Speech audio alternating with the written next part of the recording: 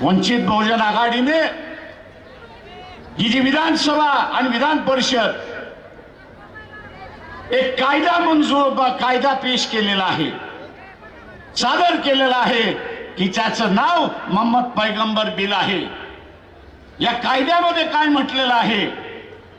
या कायद्यामध्ये आम्ही असं म्हटलेलं आहे की मोहम्मद पैगंबर आणि इतर देवदेवतांच्या संदर्भात किंवा राष्ट्रीय व्यक्तींच्या संदर्भात कोणी उलट सुलट लिहित असेल आणि ते सिद्ध झालं तर त्याला 7 वर्षाची सजा झाली पाहिजे।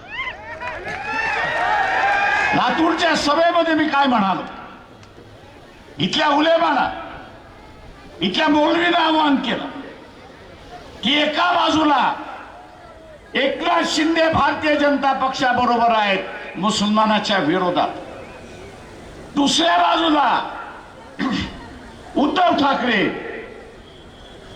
भाषणातून काय सांगतात आहेत की बाबरी मशीद माझ्या शिवसैनिकांनी शहीद केली, ते त्याच्याबद्दल अफसोस करत नाहीयेत, ते अफसोस करत नाहीयेत। मागच्या लोकसभेमध्ये तो मुसलमानांनी मतदान दिला, निवडून दिला, त्यावेळेस आम्ही असताना म्हणालो, इथल्या असणाऱ्या मौलवीना आणि काझीदा आणि उलेमाना की या 32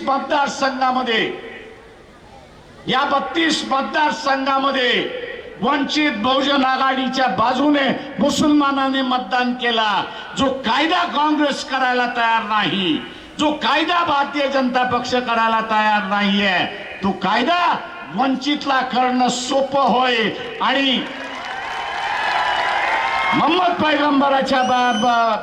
पैगंबरा संदर्भात आणि इतर देवदेवतांच्या संदर्भात ज्या पत्र लिहिल्या जातात त्याला आळा घालता येईल।